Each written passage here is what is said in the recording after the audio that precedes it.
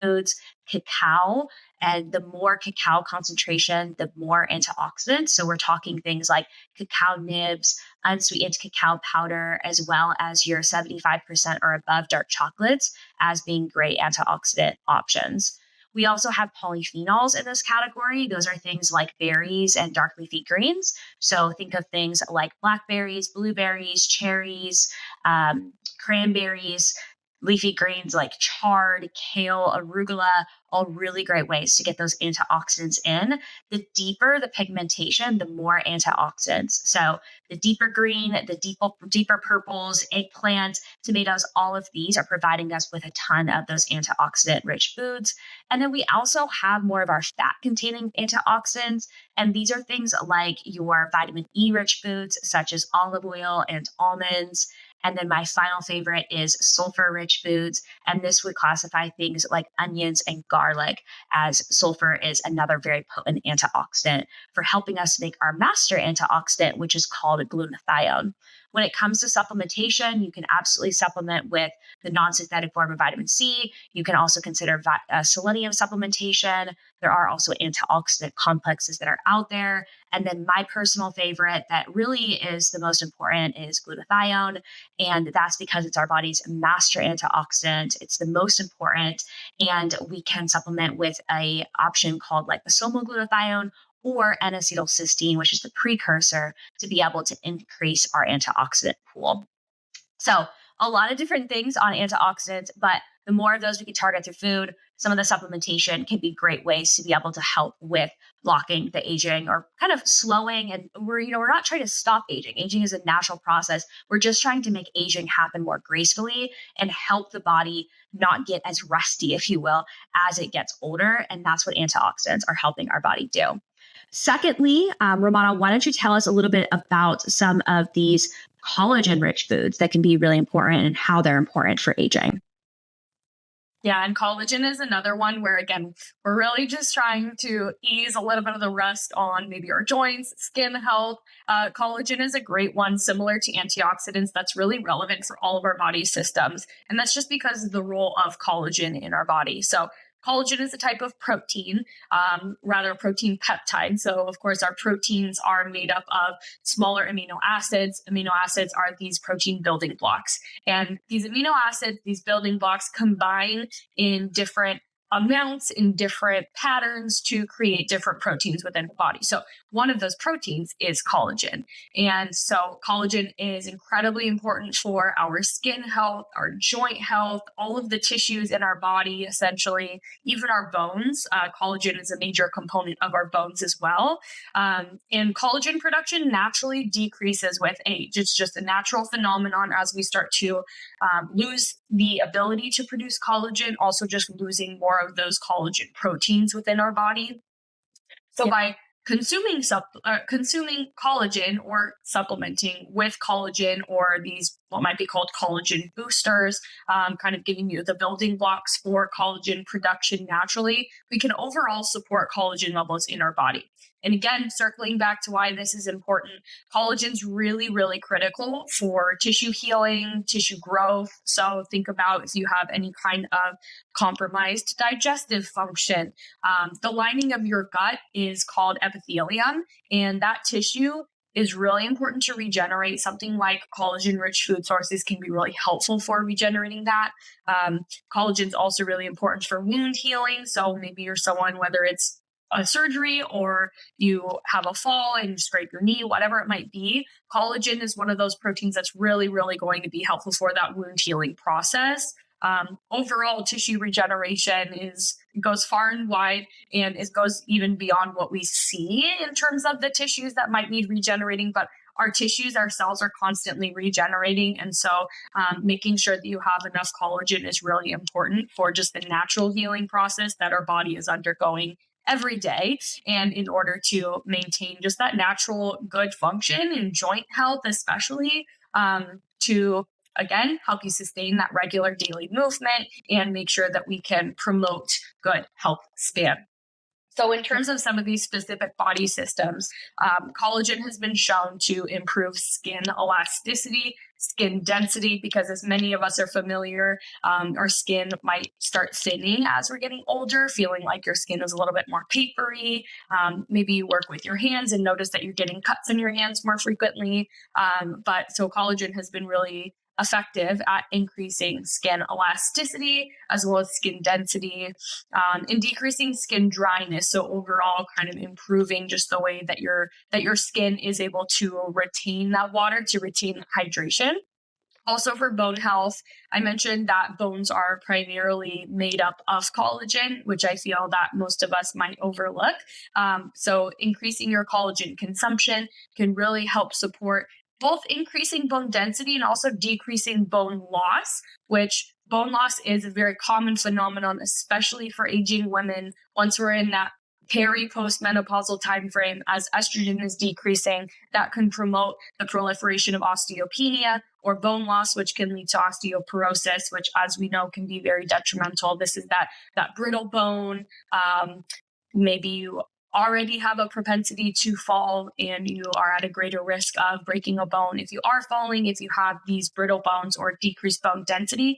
So collagen can help combat that effect that's naturally going to happen to a certain extent as we age. So again, for bone health in particular, really, really important for the peri and postmenopausal age range for women. Collagen is also a really important component of muscle mass itself. So we really want to make sure that we are maintaining, preserving, even building our lean muscle mass as we age, just so that we can help combat some of these natural phenomena that happen as we're aging. Again, to be able to do those normal activities that you want to incorporate in your daily life, also by helping support your cardiovascular function, your metabolism, by ensuring that you have adequate lean muscle mass. So muscle is going to be so important at any age, really, but especially as we're aging. It can be kind of this longevity organ, if you will. And we really want to promote as healthy of muscle as we can, and collagen consumption can be a way to ensure that we are promoting good muscle health. Finally, collagen is really important for our heart health in terms of kind of relaxing any stiffness that you might have in your arteries. So one of the reasons why we might have increased cardiovascular risk is because our arteries, think of like veins, arteries, capillaries, things of that sort that are involved in heart health, where your blood is pumping through. Sometimes those arteries get a little bit stiffer, a little bit harder, especially as plaque formation, plaque buildup might be occurring. But one study was done over the course of 6 months. It was a very small study, only done in 30 healthy adults, but they showed that just taking 16 grams of collagen daily, these individuals experienced significant reduction in the measures of their arterial stiffness just over the course of that 6 months. So, of course, more research is needed than just the research on 30 people, but that's really promising data, and I'm sure there's additional information out there to show the benefits to heart health. So I had mentioned intaking collagen, and that can be from both dietary sources as well as supplementation. But if you want to get collagen through your diet, we can get them through gelatin, bone broth, essentially any of these animal connective tissues. So for example, if you are cooking chicken, let's just say you want to cook the chicken that still has the bone in, just so that that connective tissue, as it's cooking and kind of breaking down, you're still consuming some of that. Or if you're going to make soup, maybe you can remake it from the bones and make your own bone broth. Bone broth is a really potent source of this collagen, which is amazing. Gelatin and collagen being very similar protein sources. Gelatin being a good source of collagen. So you can get it primarily from animal-based sources. There are some supplements that utilize maybe marine collagen, which is coming from a fish source. And then in addition to collagen itself, we want to make sure that we're ingesting enough of the precursors, which vitamin C is a really important precursor for collagen synthesis or collagen production in our body. And Lauren had already rattled off a handful of foods that do contain vitamin C. Think your citrus fruits, strawberries, bell peppers, things of that sort. So that's collagen for you. Tired of long waits and rushed appointments? Switch to PPMA's concierge medicine. With 24/7 access to your doctor, personalized care plans, and extended visits, your health is our priority. Discover the difference at privatemds.com. Lauren, what is our next favorite tip? Yeah. So third, I would say is brain fats, which really are just certain fat sources that we know are incredibly important for preventing cognitive decline. So fat in general can be a really important fuel source as we get older.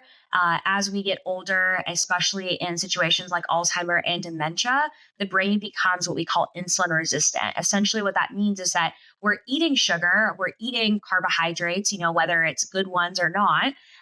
Any plant that you eat has carbohydrates in it. So you're consuming them, but that energy is actually not getting into the brain. And our brain is very glucose dependent. It really wants those carbohydrates to be able to fuel it. And so what can happen is that the brain essentially gets starved of energy. And that's what actually drives cognitive decline processes we see in Alzheimer's and dementia. We're starting to even call those types of cognitive decline conditions type 3 diabetes because of the role that this insulin resistance has in brain function. And so when that occurs, we can actually provide the body with a secondary fuel source to ensure that the brain isn't starved of energy. It has adequate energy. It's just kind of taking a alternate route, if you will. So instead of going the normal route that you would take to get somewhere, we're going the back road, right? That's essentially what we're doing with utilizing fat sources for energy. So your fats are going to be found in things like olive oil, avocado, any of your animal proteins that have the flesh, the skin, the bone in them are going to have fats as well. And then nuts, seeds as well are great fat sources. So just in general, fats can be incredibly important for preventing cognitive decline because of this. But there's a couple that I want to highlight in particular. One of those is choline. Choline is a nutrient that is found primarily in foods like egg yolks and liver. There are also several other foods that are out there. If you're curious as to a full list of those, Chris Masterjohn is a PhD and he's done a lot of research in choline. He has a choline database on his website that you can search for and you can find what the content of pretty much any food is in terms of the choline amounts. But choline can not only be neuroprotective, so protect our neurons, it can also preserve them. It can help support our brain volume and also how our brain is communicating. There was one study that was done in the Journal of Behavioral Neurology, and they found that somewhere between 187 to about 399 milligrams of choline per day reduces the risk of cognitive decline by approximately 50% compared to ingesting less than 187 milligrams per day. So 187, what's that equivalent to? It's equivalent to about 3 egg yolks. How many people are typically eating 3 eggs at one sitting? I know I don't see it very often. I'm sure you don't as well, Ro. So we definitely need to be targeting this and thinking about it in order to get there. If it's not something that's possible, there's, like I said, other choline-rich foods out there. Sunflower lecithin is also a great, somewhat like supplemental form that you can do. It is food-based, but it's usually either in a powder or liquid form, something you can add into a smoothie, into a yogurt, whatever it might be, if you don't see yourself realistically eating 3 egg yolks per day. And then, like I mentioned, you could also incorporate liver to be able to get there too. But choline is a really important one, especially in the form phosphatidylcholine. So if you're looking at supplementation, we want to utilize the phosphatidylcholine form, not the choline bitartrate form. It doesn't work the same in terms of how it provides the cognitive benefits in the body. The second really important brain fat are omega-3 fatty acids, in particular, the omega-3 fatty acid called DHA. You might have heard of this before. It's used a lot for prenatal type situations. So maybe many years ago, if you were pregnant, you were taking a DHA supplement. That's because it's really important for cognitive development. But we also know it's very important for preventing cognitive decline and also helping promote learning and memory. So if we're trying to prevent memory loss and help us be able to continue to learn as we get older, it's a very important component. And it's an essential fat, which means that our body cannot manufacture it itself. So if we don't eat it in adequate amounts, we have a true deficiency. Our body can't do it for us. There are a lot of other nutrients our body can actually manufacture for us. This is not one of them. So we have to make sure that we're consuming it. in order for you to get to the recommended dose per day, which is at minimum 1,000 milligrams or 1 gram, you need to be eating equivalent of 3 ounces of wild caught salmon per day. So if you don't realistically see yourself eating that much salmon, it could also be sardines that are equivalent to one another, then that's generally where we recommend an omega-3 supplement. It is important that you're looking into the quality of the omega-3 supplement you're taking, as it is a very sensitive oil and it can get oxidized really easily and drive some of that oxidative stress process we talked about earlier. So if you're looking for a good recommendation, we can provide you with those through our full script dispensary. We have several really great brands on there, but you definitely want to make sure that you're looking at it being cold pressed, cold extracted, and you're looking at the form of how the omega-3 fatty acid is being supplied. Yeah. Now, there was some research that showed that it was a moderate to high level of evidence, and they suggested that a dietary intake of omega-3 fatty acids could lower risk of all-cause dementia or cognitive decline by about 20%, especially for docosahexaenoic acid, which is DHA intake. And this research suggested that this potentially is only relevant for those that have the ApoE4 allele, which are individuals that are already at an increased risk for conditions like cardiovascular disease and dementia. If you don't know if you have this allele, you can do genetic testing to be able to find out. Otherwise, if you know that every time you go to get your lab work done and you typically have lipids that are out of range and it's been determined maybe you have familial hypercholesterolemia, then you probably do have ApoE4 allele, but you can always double check with that. But for those individuals, this omega-3 intake is even more critical than those that don't have the ApoE4 allele. So you can always double check with that to see, because having that allele may change what might be your recommendations in terms of dosing of omega-3s and then also other fat sources that you're consuming in your diet. But across the board, we recommend getting it at least 1,000 milligrams through food sources or utilizing supplementation and trying to hit that target on a daily basis. Okay, Romana, what is our fourth and final tip here for anti-aging?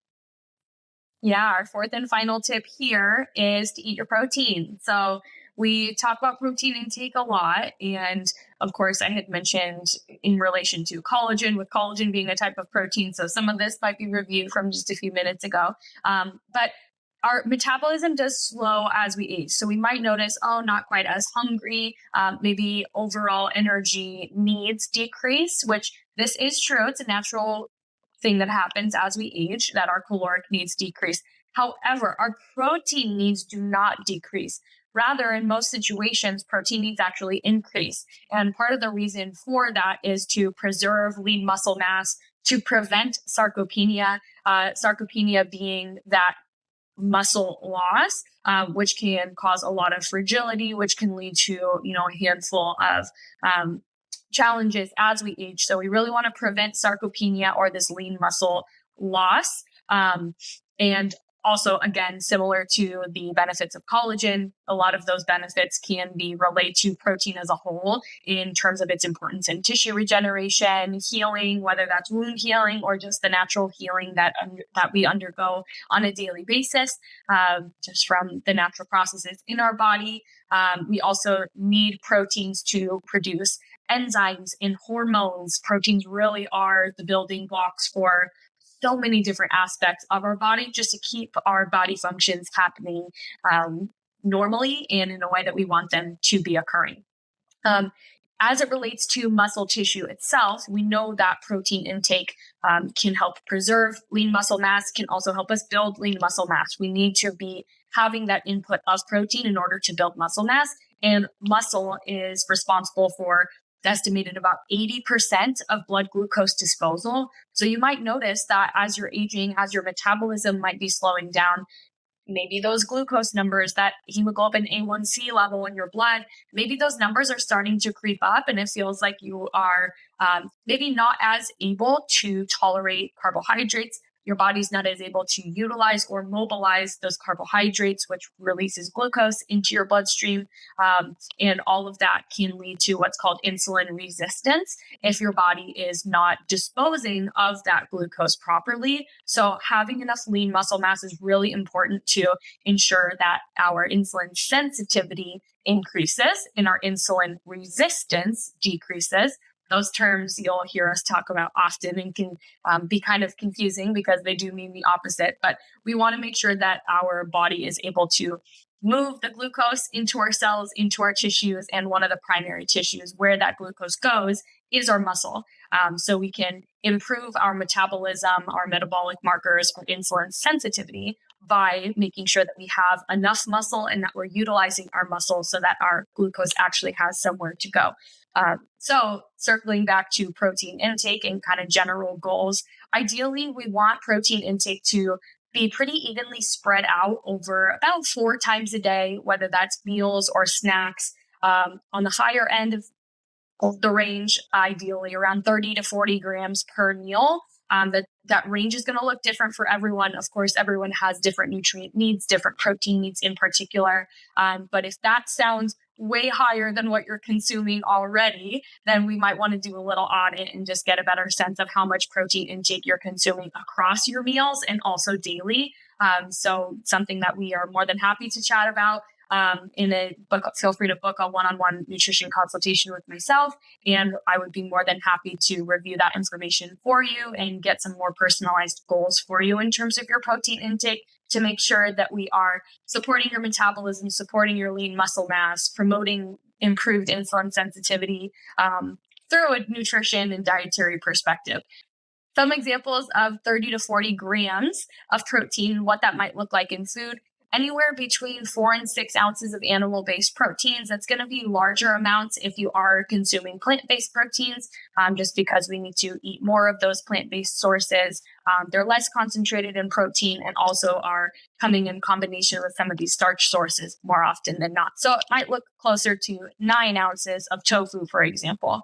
But anywhere between that 4 to 6 ounce range is typically when it comes to animal-based proteins, kind of what we're looking at in order to reach that 30 to 40 gram of protein. And I get this question a lot: how much protein in a single egg? There are only 6 grams of protein, roughly, in about a medium-sized egg. So one egg with breakfast, if that's your only protein source, unfortunately is not enough. So we need to supplement that with either other protein sources or chat through some other strategies where we can make sure that we're getting those protein goals with each of our meals. And again, we want to spread it out for maximum absorption as opposed to having all of our protein in just 1 or 2 meals a day. But those are our top tips in terms of nutrition for expanding your health span, supporting anti-aging. Again, aging is not a bad word.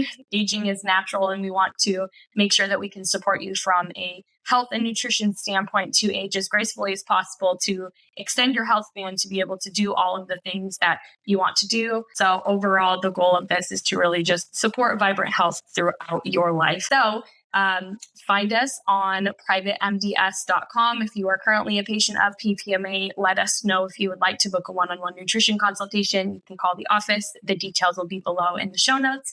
Otherwise, we will check back with you in a couple of weeks, and looking forward to having you tune in soon. Thank you for joining us for today's episode of Nourish MD, Dr. Dietitian Dialogues. This podcast is intended for general educational purposes only. It is not a substitute for professional medical advice. Please consult with your healthcare provider before beginning any nutrition or supplement recommendations. Sign up for our mailing list so you'll never miss an episode of our wellness journey. See the podcast description for the link.